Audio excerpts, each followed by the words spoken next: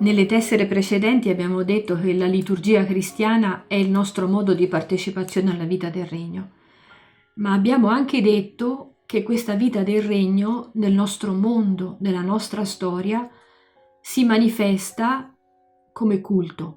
Un culto tuttavia che deve finire come culto per trasformarsi in vita, perché l'unico scopo del culto è appunto quello di manifestare, rendere presente, farci partecipi di questa vita del Regno dove noi siamo già nel compimento, dove noi siamo già come Dio ci vede, dove noi siamo già salvati.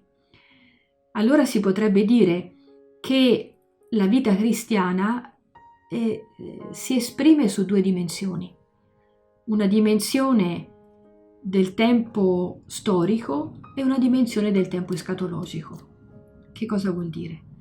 Beh, il tempo storico è il tempo dei fenomeni, della cronaca, il tempo ordinario, il tempo della vita come normalmente la percepiamo noi, alla superficie, no?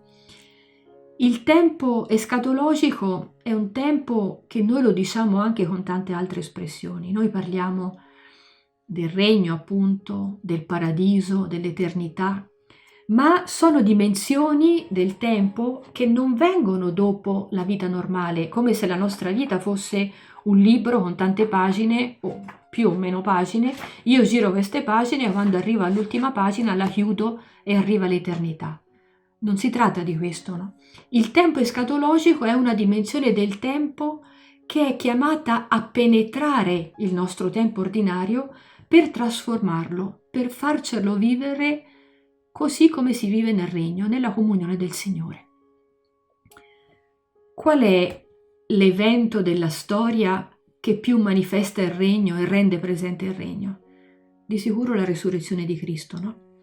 Allora c'è un episodio dei Vangeli, dopo la risurrezione, che mi sembra che ci aiuta a capire che cosa significa il tempo ordinario penetrato da questo tempo escatologico, dal tempo del regno.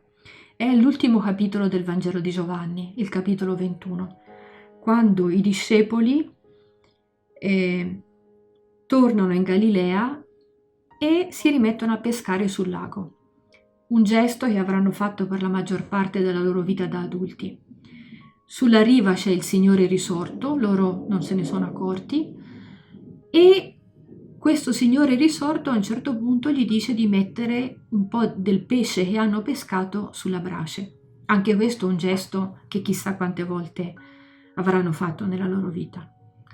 Ma quando loro si accorgono che questo misterioso personaggio è il Signore, allora questi gesti normali, banali, esigiti dalla vita, si riempiono di una luce, di un calore che non avevano mai avuto prima. Ecco, allora il tempo escatologico, il tempo del regno, è chiamato a penetrare il nostro tempo e a trasformarlo in questo modo. E noi siamo chiamati a svegliarci e a renderci conto che il Signore risorto non solo vive accanto a noi, ma grazie allo Spirito Santo vive dentro di noi. E questo ci è accordato con il battesimo. Con il battesimo noi siamo nati a questa nuova dimensione dell'esistenza. Tant'è vero che i riti battesimali parlano di nuova creazione, parlano di ingresso nel paradiso. Ecco. E allora noi viviamo questa dimensione paradossale, che con il battesimo siamo entrati nel paradiso, però grazie al nostro peccato, Efesini 3:3 dice voi siete morti, no? E la vostra vita è nascosta con Cristo in Dio. Il problema è che noi continuamente diamo retta al nostro cadavere, si potrebbe dire, no? E quindi grazie al nostro peccato e grazie al peccato del mondo, questa dimensione del paradiso noi non la sperimentiamo in tutta la sua pienezza. Tuttavia ci è data la caparra, no?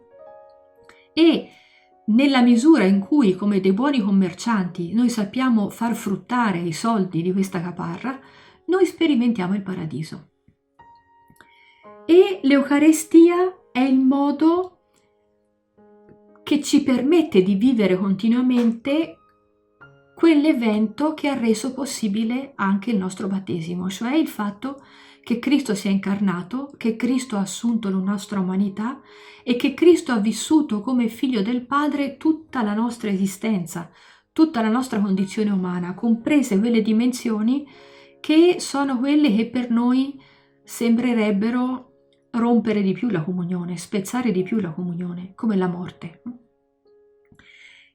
E l'Eucaristia quindi è quella dimensione che ci permette di vivere quello che il nostro battesimo ha iniziato in noi e ci permette di maturare e prendere coscienza sempre di più, grazie allo Spirito Santo. E per questo anche dell'Eucaristia si parla come di ingresso nel paradiso e di nuova creazione.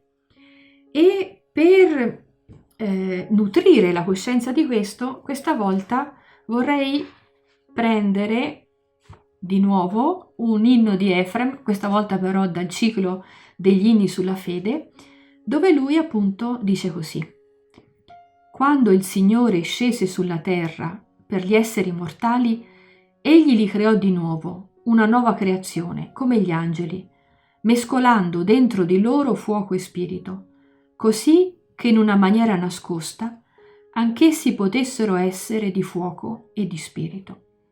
E sempre in questo inno numero 10 della raccolta sulla fede, qualche stanza più avanti, Efrem